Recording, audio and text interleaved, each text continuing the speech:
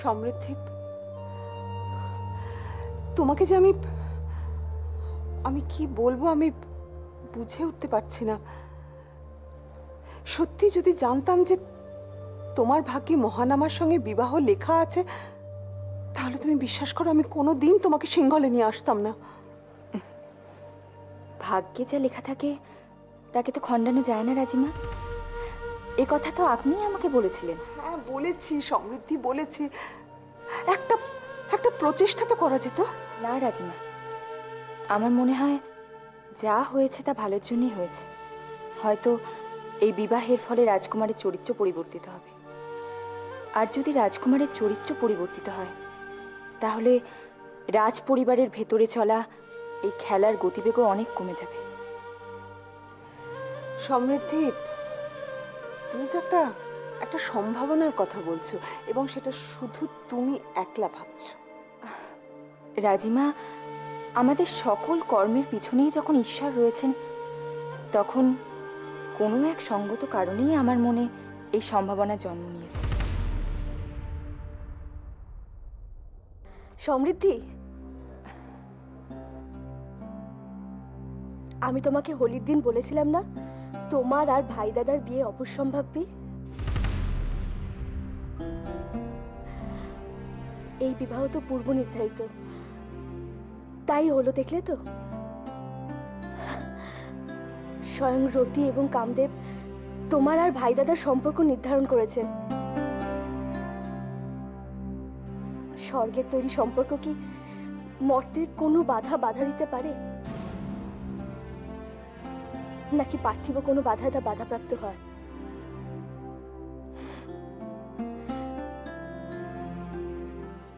জানি না ঈশ্বরের মনে কি আছে। তোমার কথাই যেন সত্যি হয় রুকমণি। যদি সত্যি রতি আর কামদেব স্বয়ং এই বিবাহ নির্ধারণ করে থাকেন, তবে নিশ্চয়ই এর পেছনে কোনো সৎ উদ্দেশ্য রয়েছে।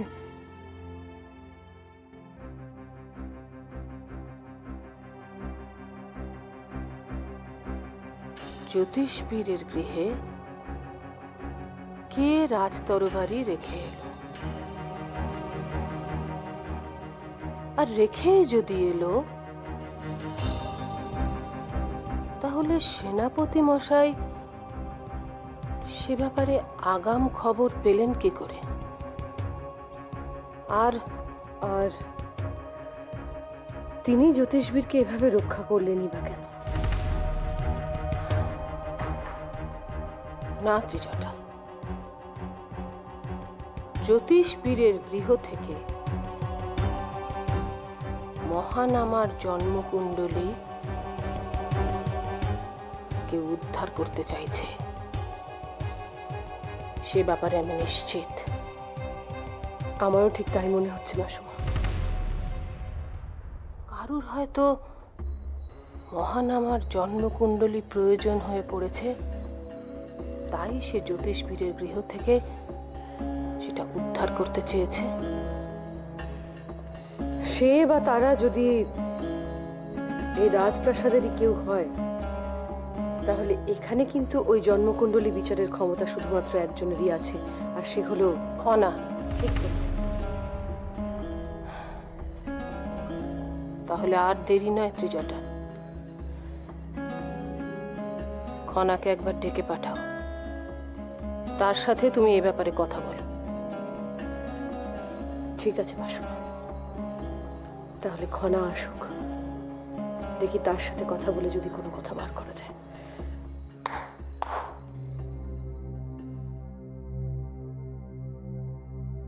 প্রণাম রাজতি। রাজকুমারী খনাকে গিয়ে বলো আমি এক্ষুনি একবার তার সাথে দেখা করতে চাই।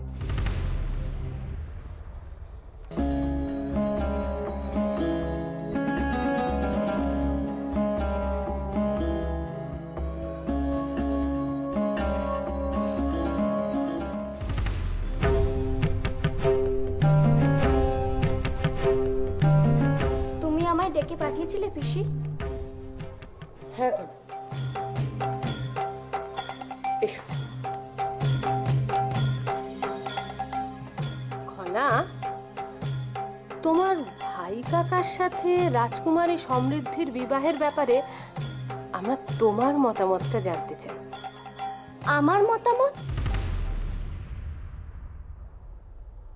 হ্যাঁ খনা, তুমি এত বুদ্ধিমতী, এত জ্ঞানী, এত প্রতিভাময়ী, তুমি নিশ্চয়ই বলতে পারবে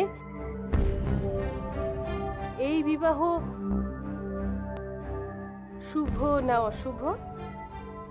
সবকিছু যখন স্থির হয়ে গেছে তখন আমার মতামতের কি প্রয়োজন মাসুমা? তুমি ঠিকই বলেছো খনা, কিন্তু তোমার ভাই কাকার তো কোনো জন্মকুণ্ডলী নেই, তাই জ্যোতিষবিদ মশাই সমৃদ্ধির জন্মকুণ্ডলী গণনা করে দেখতে চাইছিলেন। কিন্তু সেক্ষেত্রে তো তিথি নক্ষত্র জানার প্রয়োজন আছে। আমি তো ঋদ্ধিমণির জন্মের তিথি নক্ষত্র সম্বন্ধে কিছু জানি না পিসি।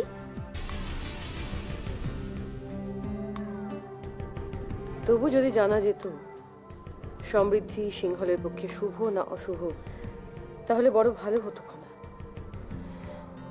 আমি নিশ্চিত সিংহলবাসীর মনেও এই প্রশ্নই জাগবে, বিশেষত এহেন পরিস্থিতিতে যদি এই বিবাহ হয়। তাই বলছিলাম খনা যে ঋদ্ধিমণি যে শুভ তা তো সিংহলবাসীর সামনেই প্রমাণিত পিসি। হোলির উৎসবে ঋদ্ধিমণি পবিত্র পাত্র ভাঙলে ভাই কাকার ওপর যখন আবির আর পুষ্পবৃষ্টি হয়েছিল, তখনই তো সিংহলে পুরনো রীতি অনুসারে এই বিবাহ শুভ হিসেবে প্রতিষ্ঠিত হয়েছিল। তাহলে কেন সিংহলবাসীর মনে নতুন করে প্রশ্ন জাগবে এই বিবাহ নিয়ে বা ঋদ্ধিমণিকে নিয়ে? আর পিসি, ঋদ্ধিমণি যদি শুভ না হতো তাহলে কি ওই পবিত্র পাত্র ভাঙতে পারতো কি? খনার কাছ থেকে কোনো সূত্র পাওয়া যাবে বলে তুমি না? পিসি, ভাই কাকার জন্মকুণ্ডলী না থাকার ফলে তোমরা বিশেষ চিন্তিত? না খনা, আমরা চিন্তিত নই। আসলে তোমার ভাই কাকা তো এখানে উপস্থিত নেই, আর তুমি রাজকুমারী সমৃদ্ধির বিশেষ ঘনিষ্ঠ, তাই আমরা এই ব্যাপারে তোমার মতামতটা জানতে চাইছিলাম। যতই বলো মাসুমা যে তোমরা চিন্তিত নও, আমি কিন্তু নিশ্চিত তোমাদের চিত্তে এই মুহূর্তে সুখ নেই। অন্তত তোমাদের দেখে সেরকমই মনে হচ্ছে। কি ভাবছো খনা? ভাবছিলাম যে আমার সঙ্গে কথা বলে তোমাদের কোনো লাভ হলো কিনা। নিশ্চয়ই হলো খনা, আমরা এখন স্থির নিশ্চিত যে যা হচ্ছে তার ফল শুভই হবে। তাহলে আমি আসি। এসো।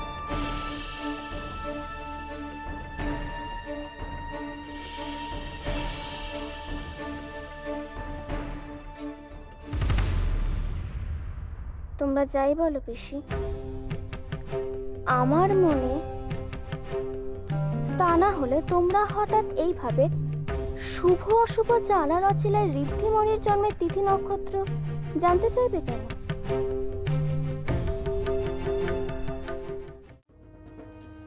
খনাকে এভাবে মিথ্যে কথা বলাটা আমার উচিত হয়নি, কিন্তু আমি কি করব? কি করব আমি? রাজকুমারীকে আমি সকলের সামনে ভগিনী হিসেবে গ্রহণ করেছি, কন্যাদানের দায়িত্ব নিয়েছি। এখন যদি এই জন্মকুণ্ডলীর ব্যাপারে সকলে জানতে পারে, বা এর রহস্য উন্মোচন হলে যদি ওর বিবাহটা বন্ধ হয়ে যায়, তাহলে তো রাজকুমারীর সমস্ত স্বপ্ন আনন্দ ভেঙে চুরমার হয়ে যাবে। না না, এই আমি কিছুতেই হতে দিতে পারি না। জয়দ্রথ, তোমাকে চিন্তিত দেখাচ্ছে। চিন্তা? হ্যাঁ, চিন্তা। কন্যাদানের গুরু দায়িত্ব তুমি গ্রহণ করেছো, হ্যাঁ তাই না? একটু চিন্তা তো হবেই। হ্যাঁ মহারাজ, দাদা হিসেবে ভগিনীর কন্যাদান করব, চিন্তা তো একটু হবেই। তবে একটা কথা কিন্তু মানতেই হবে, এই বিবাহ সত্যি খুব অভিনব। কিরকম? একটা কথা ভেবে দেখুন মহারাজ, বিবাহের সময় পাত্রপাত্রী সবসময় আলাদা আলাদা জায়গাতেই থাকে, সমস্ত রীতিনীতি আলাদাভাবেই পালিত হয়, কিন্তু এক্ষেত্রে পাত্রপাত্রী একই স্থানে উপস্থিত। তাই এই বিবাহকে আমরা অভিনব ছাড়া আর কি বলতে পারি বলুন? ঠিকই বলেছ। সিংহলের রাজপ্রাসাদে যে এই ধরনের একটা বিবাহ হবে সেটা কি কেউ ভেবেছিল? আমি নিশ্চিত কেউ ভাবেনি। ঐশিকা, মানুষের জীবনে যে আনন্দ সুখ কখন এসে দাঁড়াবে কেউ জানে না, কেউ বলতে পারে না। সবার অজান্তেই সে হঠাৎ করে সামনে এসে দাঁড়ায়। যাক, শোনো শোনো জয়দ্রথ, বলুন মহারাজ। দেখো, সমৃদ্ধির বিবাহের সমস্ত দায়ভার কিন্তু তুমি গ্রহণ করেছো।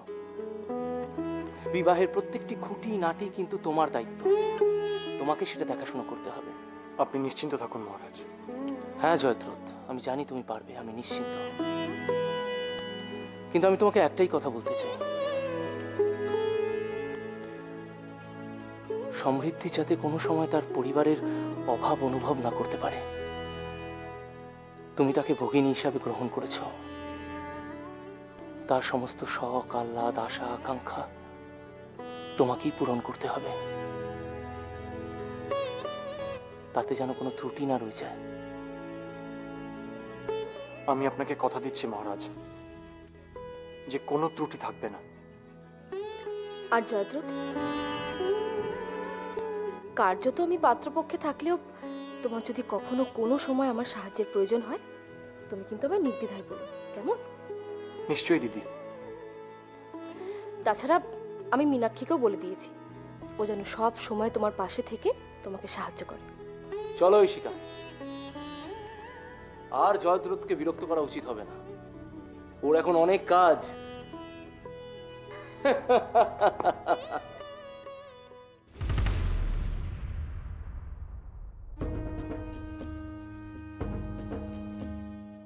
কিচ্ছু ভালো লাগছে না, কিচ্ছু না।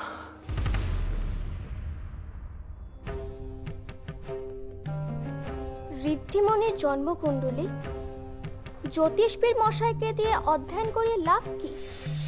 আর যেভাবে আমার সঙ্গে কথা বলছিল তাতে মনে হচ্ছিল ওরা কোনো ব্যাপারে আমার কাছ থেকে কোনো সূত্র পেতে চায়, কিন্তু কি সূত্র? একবার দেখি তো ঋদ্ধিমণির জন্মকুণ্ডলী খুলে।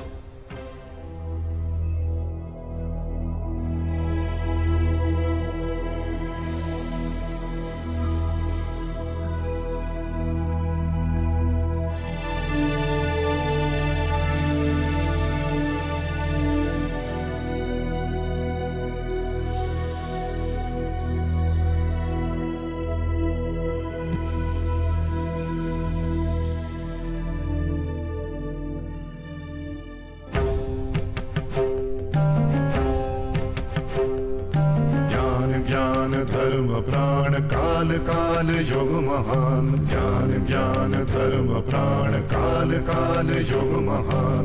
मनन अंतरिक्ष व्योम जागे दीप्त सर्वभूम। एक शरीर बहुगुणा वसते सर्व मने खना खना खना खना खना।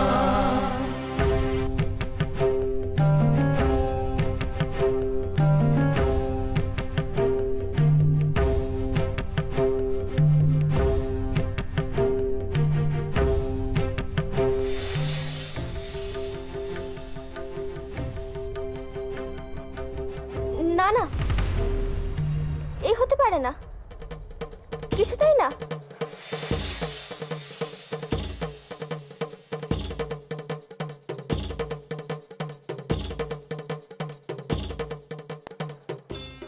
ঋদ্ধিমণির বিবাহযোগ তো নিশ্চিত, কিন্তু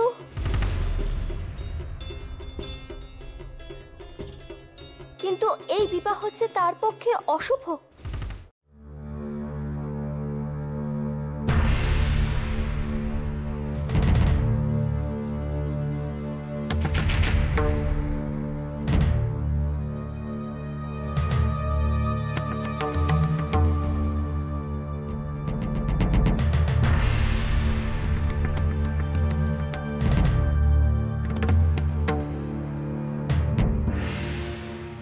বিবাহ অশুভ? না না, আমার উচিত আর একবার ঋদ্ধিমণির জন্মকুণ্ডলী ভালো করে অধ্যয়ন করা। খনা,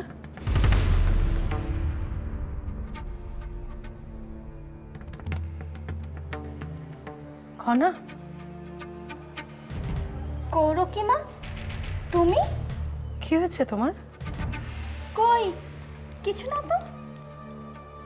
কিছু না? তাহলে তাহলে তোমাকে এরকম চিন্তিত দেখাচ্ছে কেন? কই না তো কৌরকিমা। খনা, আমি তোমার জন্মদাত্রী মা না হতে পারি, কিন্তু তোমার জন্মের মুহূর্ত থেকে আমার এই দুটো হাতে করে আমি নিজে কোলে পিঠে করে তোমাকে যে মানুষ করেছি খনা, তাই তুমি কিসে আনন্দ পাও, কিসে দুঃখ পাও, আর কখনই বা চিন্তিত হও, সেটা আমি বেশ ভালোই বুঝতে পারি। হ্যাঁ, এখন তুমি তোমার চিন্তার কারণ আমাকে নাই বলতে পারো। হাজার হোক, আমি তো আর এই রাজবংশীয় নই, আর তুমি হলে সিংহলের রাজকন্যা। না না কৌরকিমা, এভাবে বলো না। তুমি তো আমার মায়ের মতন। এভাবে কেন বলছো কৌরকিমা? তাহলে তুমি আমাকে তোমার চিন্তার কারণটা বলো। মা হিসেবে আমার সেটা জানার অধিকার নিশ্চয়ই আছে। আসলে আমি ঋদ্ধিমণির জন্মকুণ্ডলী পরীক্ষা করে দেখলাম, তার কুণ্ডলিতে বিবাহযোগ রয়েছে। কিন্তু কিন্তু কি খনা?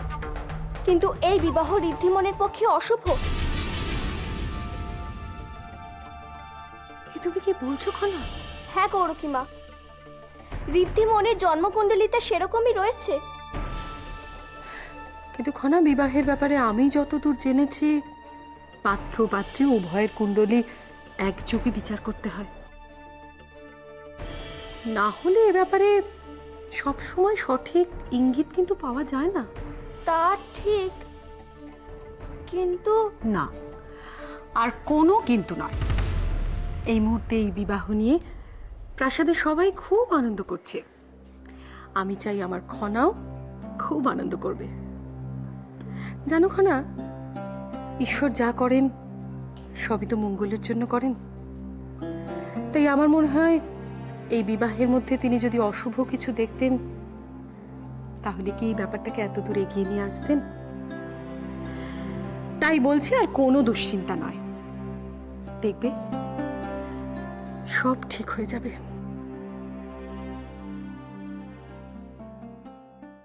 তুমি যাই বলো কৌরকিমা, আমি কিন্তু নিশ্চিন্ত হতে পারছি না। কারণ আমি জানি যে ভাই কাকার জন্মকুণ্ডলী রয়েছে, কিন্তু প্রশ্ন হলো সেই জন্মকুণ্ডলী কেন এইভাবে গোপন রাখা হচ্ছে? এই গোপনীয়তার অর্থ কি তাহলে সেই জন্মকুণ্ডলীর কোনো জটিলতা?